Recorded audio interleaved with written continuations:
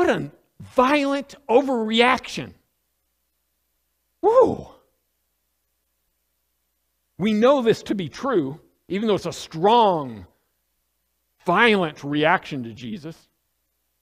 When I read this, I was convicted about the way I react to Jesus. I was convicted about how other people react to Jesus when I'm in Jesus conversations.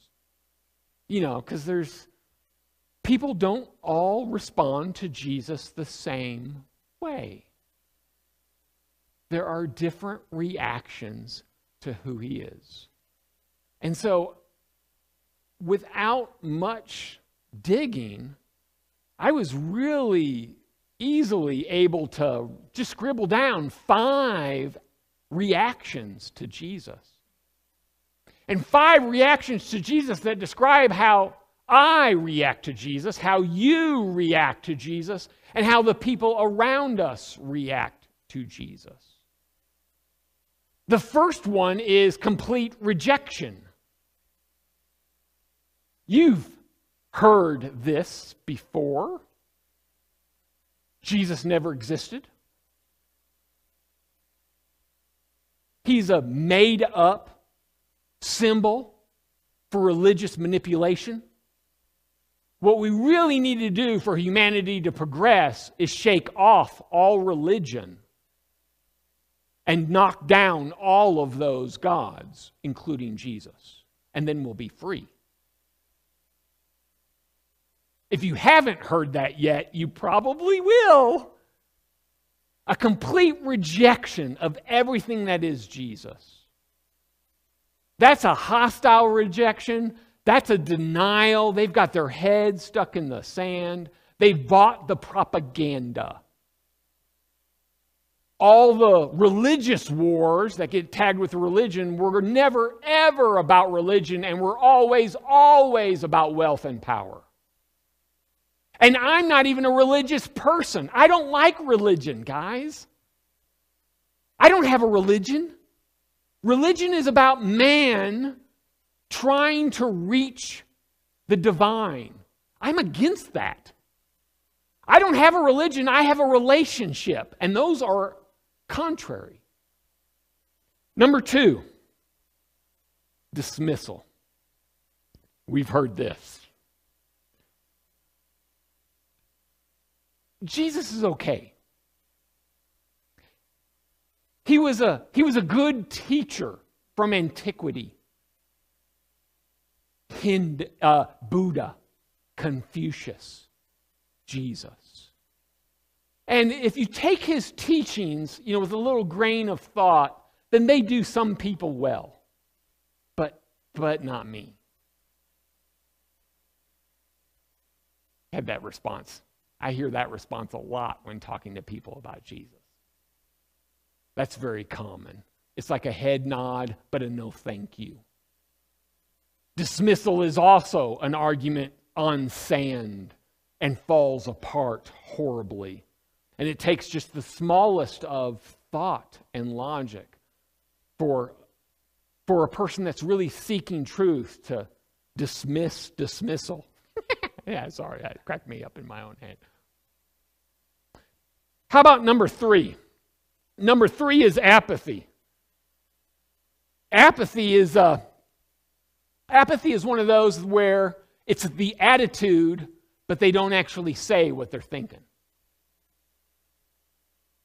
The attitude of apathy can be articulated with these words that nobody with apathy ever says out loud. Ready?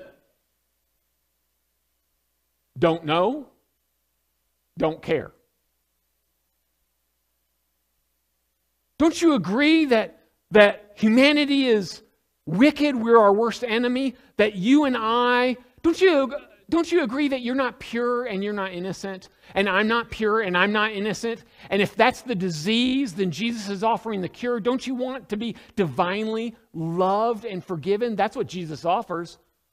Don't know, don't care. Complete dismissal. They pretend to take a call on their cell phone. I didn't hear it ring, Very common. Very, very common. How about number 4? Minor acceptance. Minor acceptance. In other words, oh yeah, yes to Jesus. He teaches love. If everybody lived according to Jesus' teachings, the world and the community and people would be a better person. But Jesus isn't really for me.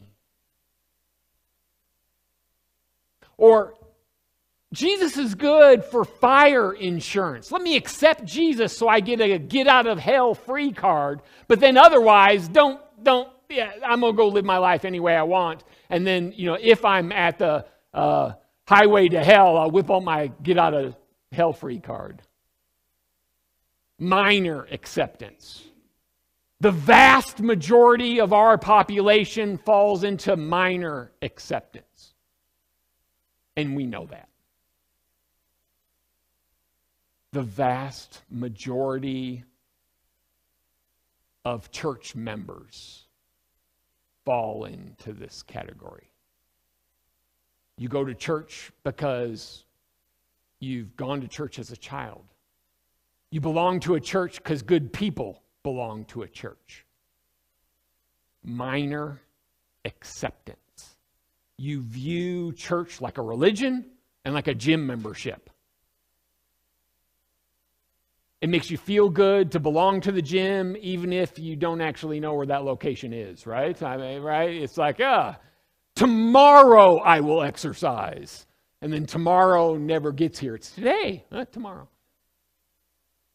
And that's convicting to me, that so many of us have minor acceptance. And then intimate acceptance. Intimate acceptance is that relationship.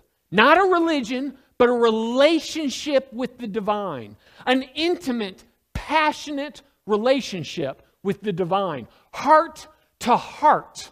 So that it's the divine that's your BFF.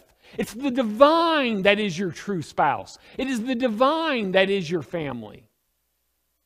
And it's all about walking heart to heart with the divine through the moments of life. So that at the end of your life, you've walked with God and then you are no more. That's the true way to respond to Jesus. That's the biblical response and reaction to Jesus, is a heart to heart. I'm a sinner needing your forgiveness. I am unlovable and I need your love.